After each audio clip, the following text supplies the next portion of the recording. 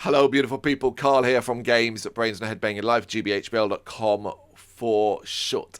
And it's horror movie review time. Winnie the Pooh, Alice in Wonderland, Peter Pan, Aladdin, Betty Boop, Bambi, Popeye, Dorothy, as in Wizard of Oz, Dorothy, Mickey Mouse, and so on. If it is in the public domain, it is going to get a horror reimagining these days, and that trend simply isn't ending anytime soon. Brett Bentman is partly responsible for some of these, serving as both writer and director, including this film, which sees Minnie Mouse now reimagined as a slasher villain. It stars Cliff Dean, Hannah Houston, Tiffany McDonald, Erin Marie Garrett, Doug Jeffrey, and Indria Starr. Minnie's Midnight Massacre, which is a name that promises way more than the film delivers, is a slasher horror telling a story that has been told so many times it is groan-worthy. Well, I did say we were in the middle of nowhere, right?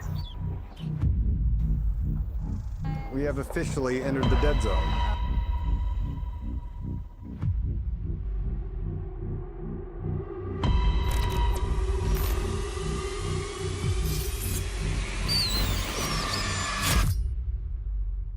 We have been friends for 20 years.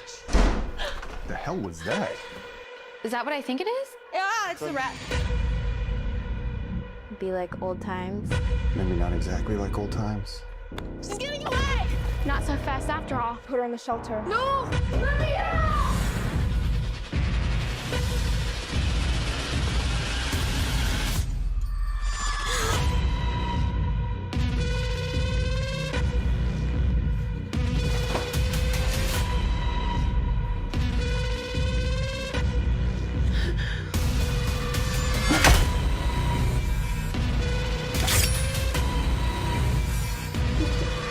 You don't even care that honey's dead!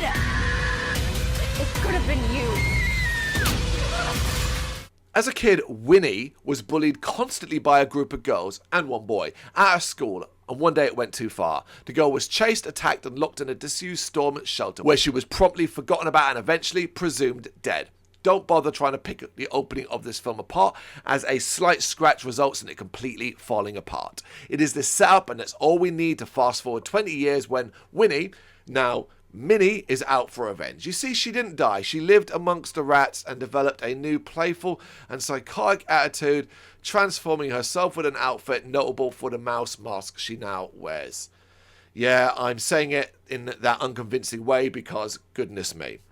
Coincidentally, the same group that tormented her as a kid have met up at a secluded house to celebrate their long-standing friendship. Some are haunted by what they did to Minnie, sort of.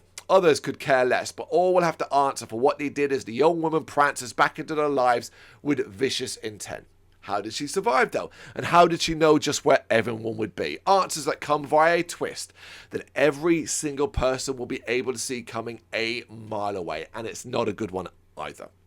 If you make it that far, congratulations, because this is a slog to get through. It is not that it is a terrible film as standards go. It is filmed competently, acted well enough, and the sound is fine. The issue is that it is beyond basic and offers nothing new at all. Failing to use the Minnie character in a meaningful way, it could be any childhood character ever, or none at all, and it wouldn't affect the story, so what is the bloody point? This could be forgiven to some extent if the film is engaging. But it's not. A boring story with boring characters, all of whom are so unlikable, and a boring villain, whose only link to the character in the title is the mask and a name, offering nothing fresh, saying nothing interesting, and failing to inspire in any way. What is the point of a film like this even existing? It's Minnie's Midnight Massacre. If you've got a different opinion or different thoughts, I'd love to know what you think. Let me know in the comments.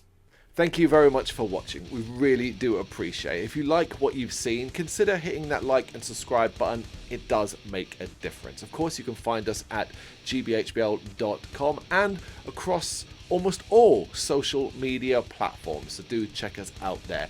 If you really, really want to support us though, consider buying us a coffee over on our coffee page. Thank you very much.